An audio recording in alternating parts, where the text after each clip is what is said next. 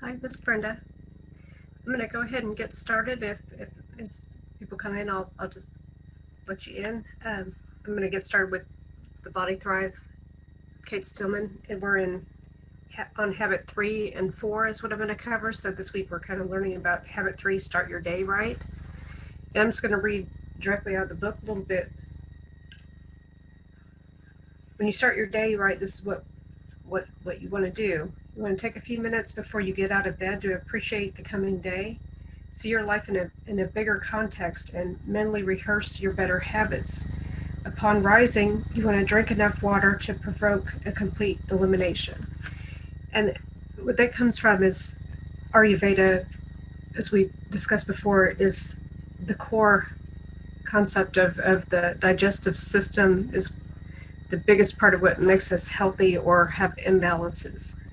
And the whole, we talk a lot about elimination and whatnot in the habits and in Ayurveda because it's such a significant piece to it.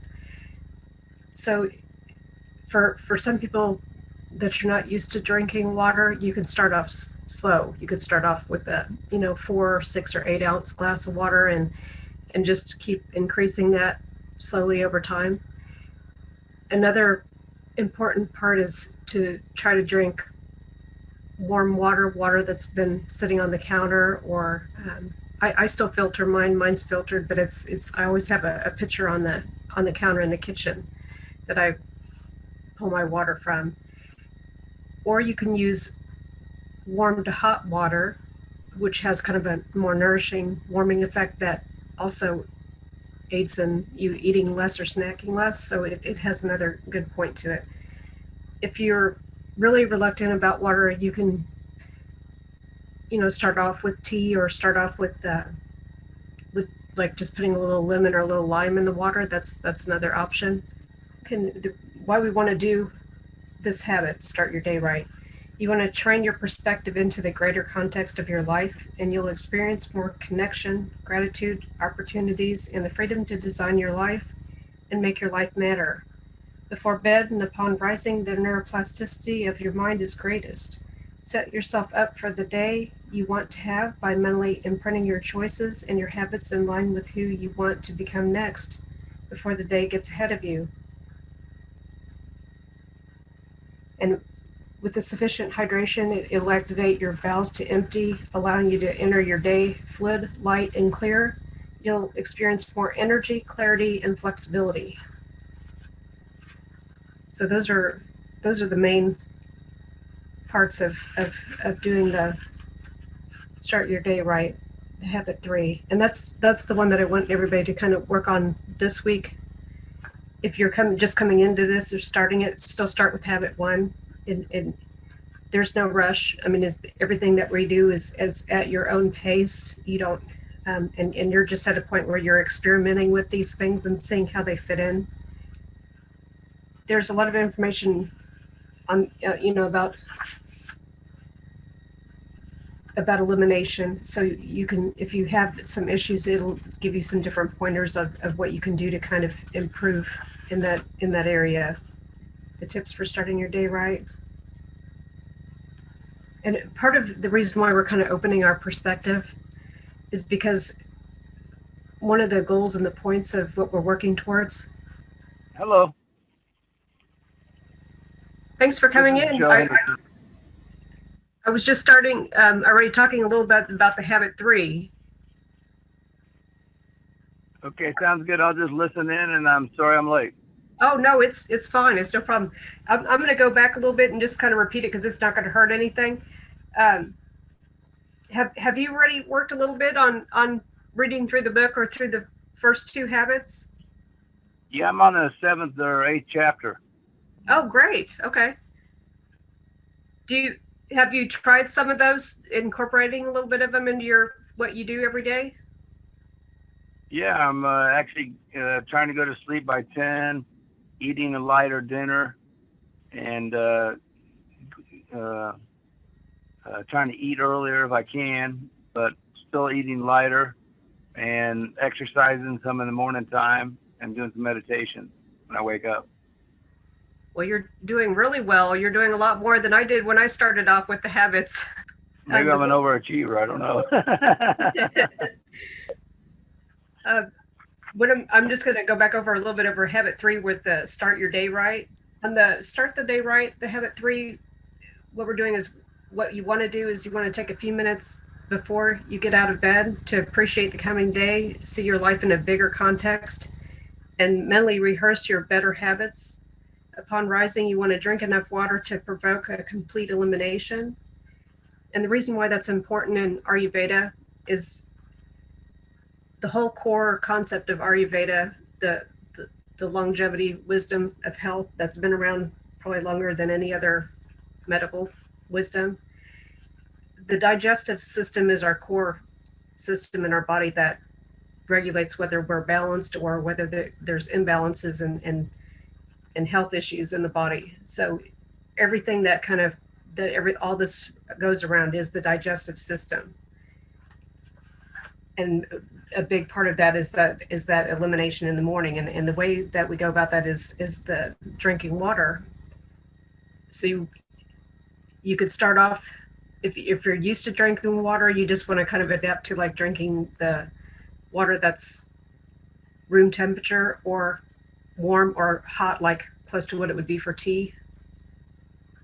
And that's the best way. If you're kind of new to drinking water, you've avoided it. You could drink tea. You can add a little lemon or a little lime. So there's a few other options, and you just increase the amount of water you drink each day as you get more comfortable with and get used to drinking it. The nice thing is everything we do is at our own pace. Whenever we do these habits, it's something that you just make the choices yourself, and you figure out what works for you, and then you just start to apply those things. One of the things I do whenever I start the day right, before I even get out of bed, is I do a grounding practice in bed with a little bit of breathing, breath body work practice. And it just takes me a few minutes, and I do that each morning. And that's what kind of brings me to that larger perspective rather than the I, me, my concept, the way we are often involved with our lives. So it kind of expands that view. And the other thing that we're kind of working is it's an identity evolution. Is when you're changing your habits, you're changing basically what you want to become next in that aspect. So it's you just want to keep training your perspective into the greater context of your life. And this falls under the why you want to do this habit. So when you train your perspective, you can experience more connection, gratitude, opportunities, and the freedom to design your life and make your life matter. Before bed and upon rising, the neuroplasticity of your mind is greatest. Set yourself up for the day you want to have by mentally imprinting the choices in your habits in line with who you want to become next before the day gets ahead of you. If you have issues with elimination, it kind of gives you some different tips and ideas of what to do. And then there's also some tips in the back of that chapter. And that's just with going to bed earlier so you can wake up earlier. You also want to, I mean, just depending on what you gravitate towards is whether you pray or give gratitude or you do a meditation in the morning. And it's another thing is just like envisioning your day ahead the way you want it to be. And then you do the hydration and keep working towards that elimination first thing in the morning. That's the habit we're going to be working on this week. And then the following week is habit 4, which is the breath body work. And if you're already doing like a meditation practice, oftentimes you already have a certain level of breathing practice that you're doing. And it can be very basic. It can be just even breathing. It can be longer inhale, longer exhale. It can be if you're in yoga, there's the different pranayama practices. So you have a lot of different options there. But just the longer exhales help a lot just to kind of ground you more and bring calmness to you. And I'm just going to go back through the book here a little bit on habit 4, what to do. So after the elimination in the morning, You want to take, whenever you can, you want to take like 20 minutes to move and groove to open up your body and infuse the cells with oxygen and invigorate your body into resiliency and power with the breath coordinated exercise before you head out into your workday. And then it kind of goes into why you want to do that again. After sleeping at night, your body is stiff, your blood oxygen levels are low, the blood flow is stagnant, and every cell is in need of a shakedown and a sprucing up. Happy cells have dynamic and integrated pulsation. Upon arising, your vibration is stagnant and dull, and you want to shake that off and build a strong vibrational field for the day ahead. So you're just airing out your channels, basically. It's one of those things where it's kind of wide open, what you want to do. I mean, some people do yoga, some people do take a walk, take a run. They may do just some different chores around the house, even, or just light exercise, or you may go to a gym. I mean, it's just there's a lot of different options there. You just kind of do what suits you best, or as we talk more about it, there's other options too. I mean, it's just such a wide open area. Okay. There was one other thing I wanted to read that it was actually not in this book, but it applied to the habits, and this is from it's called Neuro Dharma by Dr. Rick Hansen. It's a really fascinating book. I haven't had the chance to read the whole thing yet, but there was a section under here that says, it's on page 110, it's managing needs by not craving. But this is not the only way to meet your needs. Many actions of thought, word, or deed, such as taking in a view, murmuring sympathetically to a friend, or reaching for a fork, actually involve no experience of craving. There might be craving elsewhere in the mind at the time, but not regarding the action itself. It's very useful to observe this in your experience and know what no craving feels like. Further, when you feel resourced enough to meet your needs, you don't have to fire up into the red zone to deal with them. For example, while rock climbing, I've been hundreds of feet above the ground, hanging on to holds the width of a pencil and having a ton of fun. The need for safety was definitely challenged, but there was also a sense of capability and trust in the rope and my partner. Similarly, when you can pursue big goals with obstacles to satisfaction while simultaneously feeling confident and grateful. In relationships, you can cope with conflict by drawing on interpersonal skills and a sense of self-worth. What I found interesting about that part about the not having the cravings, because it's a big part of what we're pulling ourselves away from oftentimes, is the addictions, the cravings, the different things that don't serve us well, and finding better ways to nourish and to satisfy ourselves. And that's part of what the habits are for, is you kind of gravitate towards the better version of what you want to become, what you want to do. And that starts to pull you kind of slowly.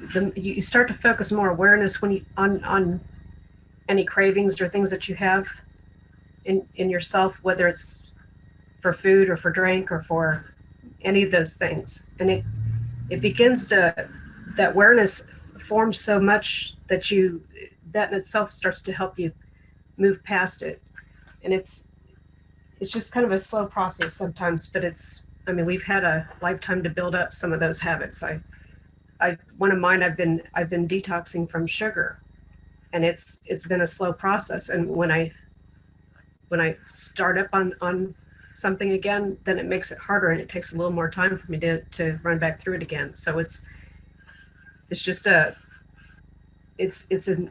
process to just keep working on it. And the sugar thing is something major, especially when it affects your health. And it started to affect my health, so it was important for me to start using the habits to help me get away from that and eat more healthy. And that's something that I've been doing more recently, even stronger than when I started off 2.5 years ago with the habits. But it's interesting how these simple things, just starting your day right and using the breath body practice. the breathing, that's something that's helped too. I used to be a very high anxiety, anxious person, high stressed. And as I incorporated the breathing practice in more and more, I've become a calm person. I'm like a night and day difference. So it's amazing. Just something that simple can make such a huge change in your life. And it gives you more clarity too. I've always had shallow breathing. And so it's helped me to improve the capacity. And that in turn does many other things in the body that have been a huge benefit. So it's nice to keep trying and just experiment with the different things. And if you're not familiar, you could look on YouTube and even look up a lot of different breathing techniques. It's mostly in the beginning, you're just what they call the belly breathing or the Buddha breath. And that's especially important if you've been shallow breathing or if you tend to breathe from the chest area. That's something that you start with that type of breathing, and then you can kind of move up to the pranayama breathing techniques. And I'm just going to go a little bit back on habit 1, earlier, lighter dinner. That was something that we started off with for the first week, and then the second week was the earlier to bed. Covered about all I need to for the 2 habits today. And then the next call will be on the 30th, and we'll cover the next 2 habits there.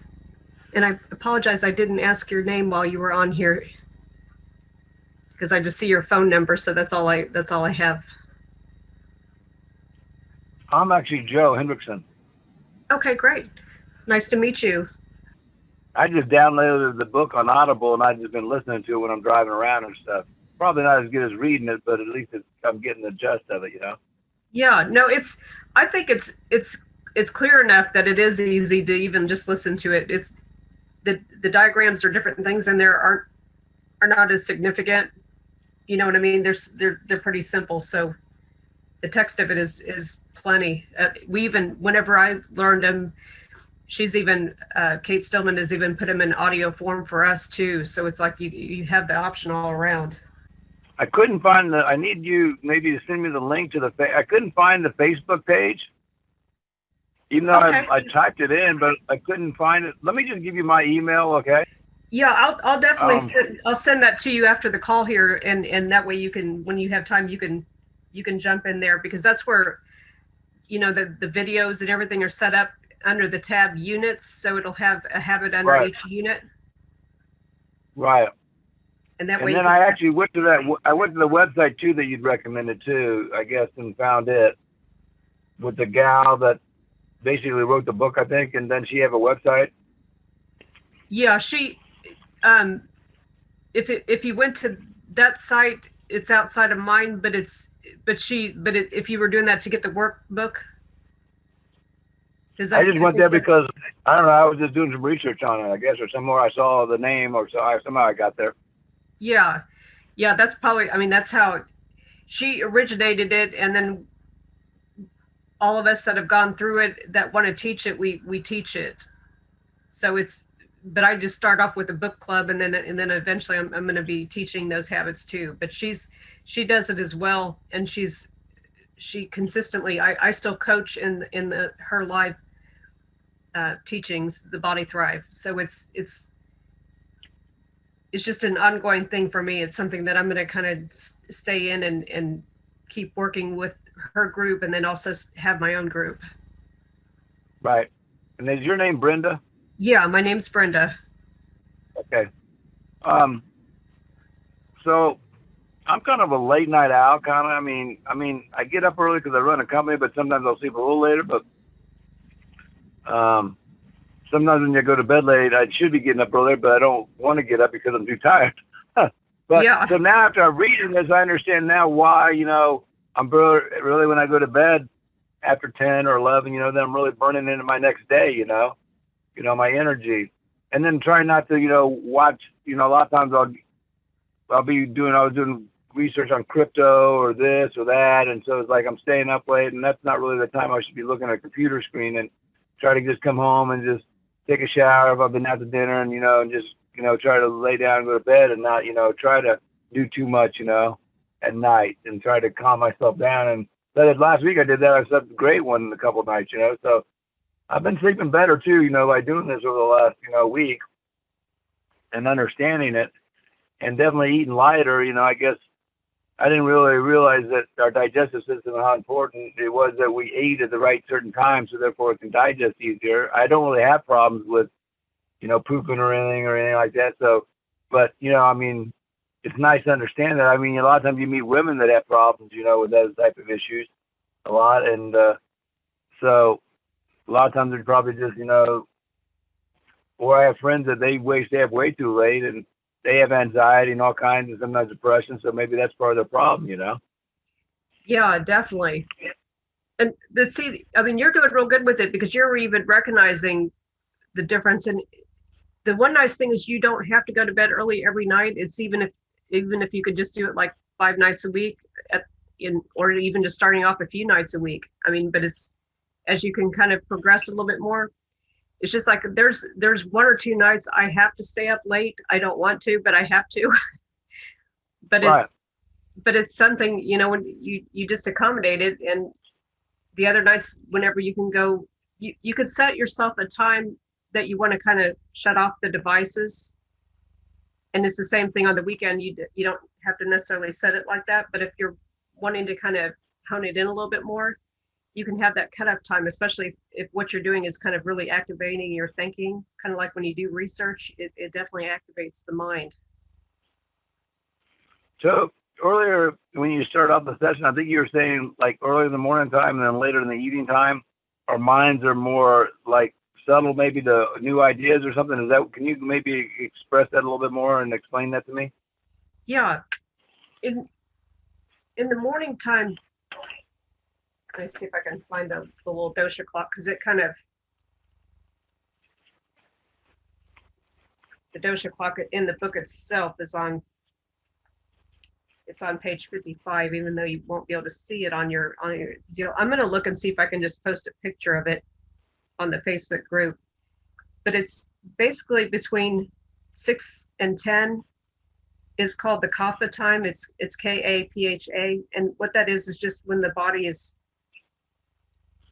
more on that subtle level, on that grounded level. So it's not the, normally that's the time where we're kind of coming down, just like in the evening, it's our winding down time. It's still kind of that phase in the morning too.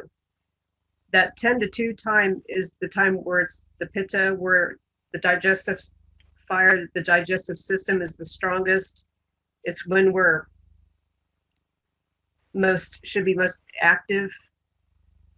The vata time is between 2 and 6, and that's the time where the mind is very active. So that 2-6 range is a real good time for like doing research and working on projects, in addition to that 10 to 2 time. It's the main thing is when you in the evening, when you're working yourself after 6, is you're kind of working on the things that kind of wind you down a little better, and you just find that cutoff Right. point. So like if you stop with the devices or the searching like at 8 o'clock, and then give it a, you know, give yourself a chance to do something else after that, and see if that winds you down. Yeah, like maybe watch some type of like watching a Gaia program or something, you know, that's more like, you know, just kind of enjoyable to watch and learning, you know, where you learn something maybe. Yeah. Or if there's something, I don't know what activities you kind of do in the evening. You know, I mean, if there's certain things that you tend to do besides the researching. I'm either doing projects or fixing dinner or doing dishes or watching Gaia or watching some type of program that helps that helps you better your life or understand. Or I watch this stuff about aliens or History Channel. I used to watch, you know, or right now I've been studying a lot on crypto and things like that because it's kind of interesting. Yeah, I have a friend that studies that too. He and invests in it. So but yeah, that would get your mind more active on that level. I feel like the other things sound really good for winding down. Yeah, exactly. Those things do get you a little bit. That's why I shouldn't probably be doing that late at night, you know, this crypto stuff. I need to be doing that earlier, like this time of day right now. Yeah, this is a good time for it. Well, I appreciate you being on the call and everything. And as once you're in the Facebook group too, if you have a question, you can even post it in there if it's easier. Okay. And I mean, I keep my schedule fairly open. I mean, I have a lot of commitments, but at the same time, there's a certain level where I can kind of keep more track of the book club stuff and the different things that relate to the habits. So. Okay. Well, I'm excited about the rest of the program and what I'm learning in the book and stuff. So, Yeah. And I appreciate you taking the time to talk today, the Zoom call. Yeah, and you're helping me too, because I need to understand where I need to be more clear about information, because when I start to try to pull people together from different platforms, from my perspective, I can't always see, does it seem clear enough the information I'm giving? So your feedback is going to help me today too, to kind of make it a little easier. Well, one good thing about reading the book versus Audible is that you can make notes, so probably not a bad idea for me to just have the book, It's kind of, Audible makes it easy for me, like if I have an hour drive or something, for me just turn it on, I get to listen to it. Yeah. So it gets me further down the chapters, but having the book is also maybe nice, so you can just go back and reflect, and it's easier to go back and check things out and make little notes and things like that. So, because it sounds like we're going to be going back over these. You're supposed to go back over these chapters, like a chapter a month or something, aren't you? Or, yeah. It's kind of what they said. Yeah, part of the concept is with the book club is I'm just kind of, it's like the first step of it. It's like the first quarter. The program that teaches is a full year to integrate the habits. So basically in the book club, it's almost like being in that first quarter, on it, as long as you want to be in it. And it's and you're doing so much on your own that it's actually you can decide whether you even need further guidance beyond that. But I'm going to incorporate some other books into the club too that still kind of are all around what I do, and it's all involved the self-improvement and things. Okay, well, it's all about increasing our consciousness and understanding of things, so that's always good. Yeah, exactly. Okay, well, I appreciate you taking the time today and for you setting up the meetup group and stuff like that. I just joined meetup group like 2 weeks ago and was looking at the things, and I saw your thing. I thought that was kind of interesting. I really didn't have any idea what the hell I was getting into, but after I started listening to it, I like it. So it's good to learn and understand why your body, how it can work at its peak performance and why, Yeah. So. Yeah, good deal. Well, I'll see you around, and like I said, just send me any questions, and I'll be happy to answer them. Okay, Brenda. Thank you very much. You're welcome. Bye-bye. Bye-bye.